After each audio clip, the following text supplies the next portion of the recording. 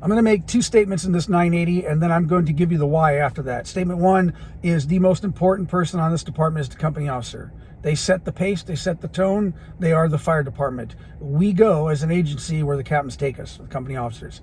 Second is, which is related to that, is I'm going to start sharing my 980s with not just chief officers, I'm going to share them with captains, and I'll tell you why in a second. So first off, company officers. They are the heart and soul of this agency. How our service is delivered, how trained our crews are, how happy our crews are, all come down to the attitude, the skills, and the abilities of that company officer. No doubt, no debate. We've all seen it. You know, nobody ever says, I'm not working at that station because I'm an engineer or firefighter if it's a great captain. You'll work at a fire station no matter what the crew's like for a great captain. Not so much the other way around.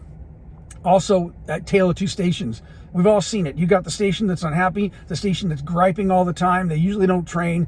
The biggest thing they do all day is an A-check. They get an A-check done, and the rest of the day is spent drinking coffee, maybe a little PT, complaining about something. They eat lunch. They take their safety nap.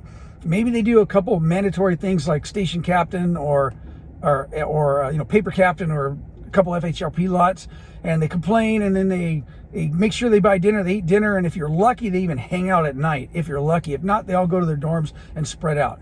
Now, the other side of that is that crew that comes in, and yep, they do their A-checks, and yep, they drink coffee and talk, and they discuss what's going on, and you'll know the success of that one or the success of that captain, because when it comes to training, they want to learn, they want to get better, and they're not waiting for the captain to come up with ideas. They're going to the captain and going, hey, Cap, I think we should go walk that building today, or hey, have we thought about trying to take hose lines up? They're coming to the captain because the captain has created that environment, and they're saying we should do this and we should do that. And I'll tell you, between those two stations, which one's happier? You know which one's happier. It's the other one.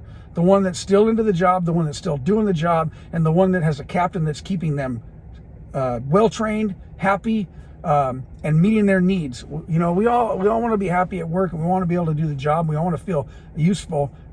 A good company officer does all those and 100 things more. And I could spend hours talking about that. I've included some things in the email that goes further into this from other people. Now, as far as the 980s, 3 years ago when I got this job, I started this 980 where I was sharing information with chief officers, and it's just things that have been shared to me. When I got into the fire service, it wasn't always natural to share, because I think some people believed knowledge was power, and if you kept that knowledge, then you were more powerful. And fortunately, I met a lot of people that didn't believe in that, and they shared with me information. Now, sharing doesn't mean you're saying this is the right way to do it. Sharing is sharing information, communicating, and coming up with better plans, better ideas, and understanding each other as a team. And I was fortunate enough to be with people that did that, and all I'm doing in my 90s and carrying that on. Things that I have learned, that are sharing, that people have shared with me, that I'm sharing back. Now, you can do whatever you want with that. Here's the bottom line when it comes to it. So why am I sharing with captains and not be just the chief officers like I've been doing?